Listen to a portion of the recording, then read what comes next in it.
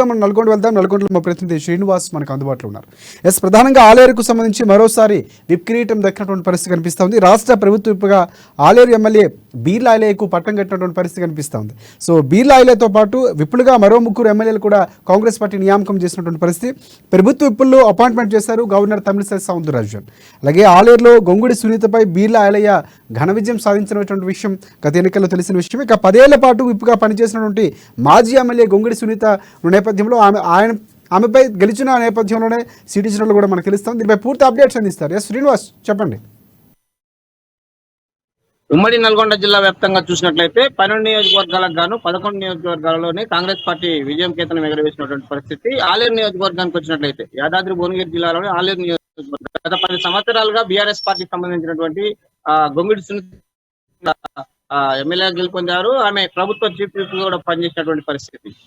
చూసుకున్నట్లయితే ఉమ్మడి నల్గొండ జిల్లాలో కాంగ్రెస్ పార్టీ జయకేతనం ఎగరవేసిందని చెప్పుకోవచ్చు. ఇప్పుడు బీసీ సంబంధించిన నాయకత్వానికి పూర్తి స్థాయిలో కాంగ్రెస్ పార్టీకి సంబంధించినటువంటి గత మేనిఫెస్టోలు అయితేనేమి, గతంలో పనిచేసినటువంటి కాంగ్రెస్ కార్యకర్తలకు సంబంధించినటువంటి విధి విధానానికి అనుగుణంగానే ఈ పోస్టులు ఇస్తున్నట్టు కూడా గత పాదయాత్రలో కూడా చెప్పినటువంటి పరిస్థితి రేవంత్ రెడ్డి. కాకపోతే ఇప్పుడు జరిగినటువంటి నలుగురికి ప్రభుత్వ చీఫ్ ఇచ్చారు. యాదాద్రి భువనగిరి జిల్లా నుంచి బీర్లా ఐలయ్య ప్రధానంగా చూసుకున్నట్లయితే బీసీ నాయకత్వం నుంచి గతంలో మంత్రులకు సంబంధించినటువంటి ఇప్పుడు ప్రభుత్వ చీఫ్ విప్ గా కూడా బీర్లా ఐలయ్య చేయడం ఈ ప్రాంతానికి సంబంధించిన ప్రజలు ఒక్కసారిగాను ఆనందం వ్యక్తం చేసినటువంటి పరిస్థితి. బీర్లా ఐలయ్య గతంలోని కాంగ్రెస్ పార్టీకి కీలకంగా పనిచేసినటువంటి అతిపెద్ద కాంగ్రెస్ పార్టీ నియోజకవర్గం అయినటువంటి ఆలేరు నియోజకవర్గంలో బీఆర్ఎస్ పార్టీకి సంబంధించినటువంటి ఒక వ్యక్తులను 2 దఫాల ఉన్నటువంటి వారిని ఓడించి ఒక విజయకేతనం ఎగరవేసినటువంటి బీర్లా ఐలయ్యకు ఒక గిఫ్ట్ గా కాంగ్రెస్ పార్టీ ఇచ్చిందని చెప్పుకోవచ్చు. ప్రధానమైతే బీర్లా ఐలయ్య బీసీ నాయకత్వానికి సంబంధించిన ఆలేరు నియోజకవర్గంలోని పెద్ద ఎత్తున పనిచేసి పార్టీకి సంబంధించిన క్యాడర్ ని బలోపేతం చేయడానికి కీలక పాత్ర పోషించినటువంటి వ్యక్తి. ఇతను గతంలోని ఫౌండేషన్ పేరుతోని వివిధ కార్యక్రమాలు చేసి కాంగ్రెస్ పార్టీలోని కీలకంగా ప్రాంతానికి సంబంధించినటువంటి వ్యక్తిగాను పేరు పొందినటువంటి వ్యక్తి. అతనికి మొదటి నుండి టికెట్ వస్తుందనే పెద్ద ఎత్తున అక్కడ ఉన్నటువంటి ప్రాంత ప్రజలు కూడా ధీమా వ్యక్తం చేసినటువంటి పరిస్థితి. టికెట్ రాగానే తమ ప్రజల్లో ఉన్నటువంటి తమ యొక్క అభిప్రాయాలకు సంబంధించినటువంటి అభిమానాన్ని చొరగొన్నటువంటి నాయకుడిగా బీర్లా ఐలయ్య మొదటి నుంచి కార్యకర్తలు చురుగ్గా పనిచేశాడు. ఇదే సంబంధించినటువంటి ప్రాంతానికి నుంచి బీర్లా ఐలయ్య కాంగ్రెస్ పార్టీ నుంచి మొట్టమొదటిసారి టికెట్ రావడం, గెలవడం కూడా ఆయన ఆనందం వ్యక్తం చేసినటువంటి పరిస్థితి. ఈ విజయానికి సంబంధించినటువంటి చేకూర్చి పార్టీకి బలోపేతనానికి పనిచేసినటువంటి బీర్లా ఐలయ్యకు ఒకసారిగా పార్టీ సంబంధించినటువంటి పెద్ద ఎత్తున ఒక పోస్ట్ ఇచ్చిందని చెప్పవచ్చు. ప్రభుత్వ చీఫ్ విప్ గా ఇతనికి రావడం పెద్ద ఆనందంగా ఉన్నది. ఏదైతే కార్యకర్తలు సామాజిక వర్గానికి సంబంధించినటువంటి కార్యకర్తలు ఎవరైతే ఉంటారో వారికి పూర్తి స్థాయిలోని కాంగ్రెస్ పార్టీకి అండ ఉంటుందని చెప్పడానికి బీర్లా ఐలయ్యకి ఇచ్చినటువంటి పోస్ట్ ని ఉదాహరణగా చెప్పుకోవచ్చు. ప్రధానంగా బీసీలకు మొదటి నుంచి చెప్తున్నటువంటి కాంగ్రెస్ పార్టీ బీసీల నాయకత్వాన్ని బలోపేతం చేస్తామని చెప్తున్నటువంటి కాంగ్రెస్ పార్టీ ఇప్పుడు మొదటిసారిగా టికెట్ ఇచ్చి మొదటిసారి గెలిచిన ఎమ్మెల్యేలకు ప్రభుత్వ చీఫ్ ఇవ్వడం కూడా ఒక గర్వకారణంగా ఉందన్నట్టు కాంగ్రెస్ కార్యకర్తలోని పెద్ద ఆనందం వ్యక్తం చేసినటువంటి పరిస్థితి.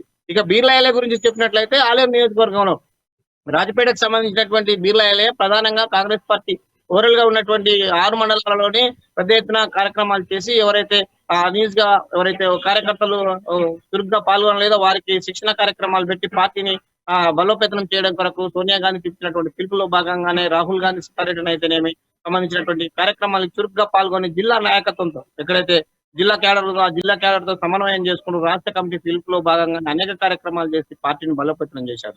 అందులో భాగంగానే కాంగ్రెస్ పార్టీ ఈ రోజు అధికారంలోకి రాగానే బీసీలకు ఇచ్చినటువంటి మాటను నిలబెట్టిందని స్పష్టంగా అర్థమవుతుంది. ఈ ప్రాంతానికి సంబంధించినటువంటి అనేక ప్రాజెక్టులు అనేక పెండింగ్ లో ఉన్న గతంలో ఆయన ధర్నాలు చేశారు, అనేక పోరాటాలు చేసినటువంటి వ్యక్తి. ఈ ప్రాంతంలోని తను గెలిచడంతో ఇక్కడ ప్రజలు కూడా ఆనందంతో ఉన్నారు. ప్రధానంగా ప్రభుత్వ చీఫ్ విప్ రావడానికి సంబంధించినటువంటి పార్టీ వాళ్ళు ఇచ్చినందుకు కూడా ఆయన అభిమానులు ఆనందం వ్యక్తం చేస్తున్నాడు. బీర్లా ఐలయ్య కూడా పదే చెప్పారు, పార్టీకి సంబంధించినటువంటి ఏ పోస్ట్ లోనైనా ఉండడానికి నేను సిద్ధంగా ఉన్నాను, కానీ పార్టీ గెలవడం కొరకు అహర్నిశలు అందరం కలిసి పనిచేయాలనేది కూడా కార్యకర్తలు అతను చెప్పినటువంటి పరిస్థితి. ప్రాంతంలో తిరుగుతున్న క్రమంలో కూడా అతను పదే కాంగ్రెస్ పార్టీ గెలిస్తేనే ప్రజలకు బడుగు బలహీన వర్గాలకు ఒక ఉన్నత స్థానం ఉంటుందనేది కూడా చెప్పినటువంటి పరిస్థితి. ఇది ఉమ్మడి నల్గొండ జిల్లాలో ఉన్నటువంటి రైట్. శ్రీనివాస్ ప్రధానంగా చూసుకుంటే ఇక్కడ రాజకీయ సమీకరణాలు కాంగ్రెస్ పార్టీకి పట్టం కట్టినటువంటి పరిస్థితి. ఇక్కడ గొంగుడి సునీత గతంలో విప్పుగా పనిచేసినటువంటి పరిస్థితి ఉంది. సో అలాంటి వ్యక్తిపై విజయం సాధించడం ఒక కోణంలో చూస్తే, సామాజిక వర్గాల సమీకరణ నేపథ్యంలో కుర్మ సంఘానికి చెందినటువంటి నేతగా ఆయనకి అవకాశం ఇచ్చినట్లు మనం భావించవచ్చు. ఎందుకంటే ముందు నుంచి కూడా నియోజకవర్గాలకు సంబంధించి కానీ లేకపోతే కులాలకు సంబంధించి వర్గీకరణ నేపథ్యంలో కానీ కాంగ్రెస్ పార్టీ ముందు నుంచి కూడా బీసీ పార్టీగా బీసీలకు సంబంధించి ప్రత్యేకమైనటువంటి స్థానం కల్పిస్తామని చెప్పినటువంటి పరిస్థితి కనిపిస్తుంది. సో ఇప్పటికే ఉప ముఖ్యమంత్రి కానీ లేకపోతే మిగతా కానీ బడుగు బలహీన వర్గాలకు సంబంధించినటువంటి నేతలకు ఇచ్చినటువంటి పరిస్థితి ఉంది. సో ఈ నేపథ్యంలో రాజకీయ సమీకరణాలు లేకపోతే సామాజిక వర్గాల సమీకరణ నేపథ్యంలో ఆయనకు పట్టం కడుతూ విప్పుగా కేటాయించారు అనుకోవచ్చు మనం. ఓవరాల్ గా చూసుకున్నట్లయితే కాంగ్రెస్ పార్టీ మేనిఫెస్టోలో పెట్టిన విధానం ప్రకారం ఇప్పటికి ఉమ్మడి నల్గొండ జిల్లాలో ఇచ్చిన సీట్లు అయితేనేమి, సంబంధించినటువంటి ఎస్సీకి సంబంధించినటువంటి సీట్లు అయితేనేమి, బీసీలకు సామాజిక వర్గానికి సంబంధించిన స్థానం ఇచ్చినటువంటి కాంగ్రెస్ పార్టీ అదే విధంగా ఇస్తున్నటువంటి మంత్రి పదవులలో కూడా పూర్తి స్థాయిలో చూసుకున్నట్లయితే ఉప ముఖ్యమంత్రి సంబంధించిన స్పీకర్ అయితేనేమి ఎక్కడైనటువంటి పరిస్థితులు ఓవరాల్ గా చూసుకున్నట్లయితే ఈ ప్రాంత ప్రజల పార్టీ సంబంధించినటువంటి మేనిఫెస్టో ఏది పెట్టామో సోనియా గాంధీ సంబంధించినటువంటి విధి విధానాలకు అనుగుణంగా ఏది అయితే ఏర్పాటు చేస్తామో అదే విధంగా పుష్టి కూడా ఇస్తున్నాము. ఇక్కడ ఉన్నటువంటి సామాన్య కార్యకర్తకు కూడా పెద్ద ఎత్తున మంచి స్థానం కూడా సముచిత స్థానం కల్పిస్తున్నట్లు కూడా కాంగ్రెస్ పార్టీ చెప్పింది. అదే విధంగా ఇప్పుడు అమలు చేస్తున్నటువంటి పరిస్థితి రేవంత్ రెడ్డి ముఖ్యమంత్రి రాగానే ఉప ముఖ్యమంత్రిగా ఉన్నటువంటి ఎస్సీ సామాజిక వర్గానికి చెందిన వారికి ఇవ్వడం, అదే సంబంధించినటువంటి స్పీకర్ కూడా గతంలో పాలకులు పదే పదే చెప్పుకుంటూ వచ్చారు ఎస్సీని సీఎం చేస్తాను, అదే విధంగా ఆ సామాజిక వర్గాన్ని అభివృద్ధి చేస్తామని చెప్పారు. కానీ కేవలం ఇలాంటి విధానము ఎలాంటి ప్రచారం చేయకుండానే స్పీకర్ ఒక ఎస్సీ సామాజిక వర్గానికి చెందిన ఒక స్పీకర్ ని పెట్టడం చాలా ఆనందకరమైనటువంటి పరిస్థితి. ఇది సామాజిక వర్గాలలో ఒక చర్చనీయాంశంగా జరుగుతున్నటువంటి పరిస్థితి. తెలంగాణలో గత 9 సంవత్సరాలుగా ఏలిన పాలకులు అబద్ధపు మాటలు చెప్పారు కానీ నేడు కాంగ్రెస్ పార్టీ అధికారంలోకి వచ్చి ప్రజల్లో వాళ్ళ మేనిఫెస్టోను అమలు చేస్తున్నారు. వాళ్ళకి సంబంధించిన గ్యారంటీ స్కీములు అయితేనేమి, వాళ్ళకి రావాల్సినటువంటి పదవులు కూడా తమ విధి విధానాలకు అనుగుణంగానే చేస్తున్నారు అనేది ఒక ఆనందం వ్యక్తం చేస్తున్నటువంటి పరిస్థితి. 9 సంవత్సరాలుగా కాంగ్రెస్ పార్టీ అధికారులకు దూరం ఉన్న కాంగ్రెస్ రైట్ శ్రీనివాస్, ఒకటి ప్రధానంగా ఏదైతే విప్గా కేటాయించిన తర్వాత ఆయన బీర్ల ఐలేకు సంబంధించి ఏమైనా నియోజకవర్గానికి సంబంధించి కొన్ని సమస్యల నేపథ్యంలో అవి పరిష్కరించే దిశగా కొంతవరకు ఉపయుక్తమయ్యే అవకాశం ఉందనుకుంటారు. ఆ దిశగా ఆయన ప్రయత్నాలు ఉండే అవకాశం ఉందంటారు. ఎందుకంటే ప్రత్యేకంగా విప్గా గుర్తించినటువంటి కాంగ్రెస్ ప్రభుత్వం నేపథ్యంలో ఆయన కొన్ని ప్రత్యేకంగా ఆ నియోజకవర్గానికి సంబంధించి ఏమైనా పథకాలు తీసుకురావడం కానీ లేకపోతే దానికి సంబంధించి ప్రజలకు సంబంధించి ఆ ప్రాంతానికి సంబంధించి సమస్యలు తీర్చే దిశగా ప్రయత్నం ఉండే అవకాశం ఉందనుకోవచ్చా మనం?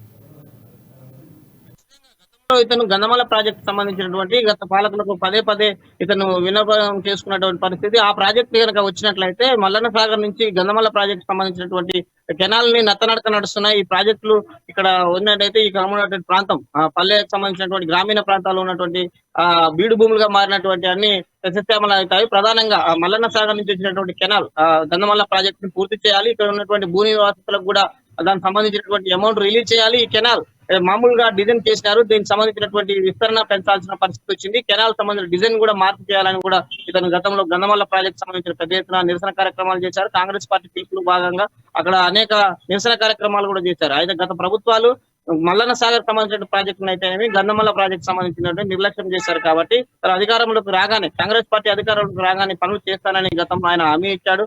ఇదే క్రమంలోనే అదే ప్రాంతానికి ఇప్పుడు ఎమ్మెల్యేగా ప్రాతినిధ్యం వహించారు. ఆ ఎమ్మెల్యే ప్రాతినిధ్యంతో పాటు ప్రభుత్వ చీఫ్ విప్ గా ప్రధానంగా చూసుకున్నట్లయితే ఆ అసెంబ్లీలో ప్రధానంగా పాత్ర పోషించినటువంటి వ్యక్తులుగాను కీలకంగా వ్యక్తిగా ఒక పోస్ట్ వచ్చిందని చెప్పుకోవచ్చు. ఈ ప్రాంత సంబంధించిన సమస్యలు గతంలో ఉండేది సంబంధించిన ప్రక్షాళన అయితే ఇక్కడ ప్రాంతానికి సంబంధించినటువంటి గంధమాల ప్రాజెక్టు భూ నిర్వాసితుల సమస్య అనేకంగా ఉన్నటువంటి పరిస్థితి.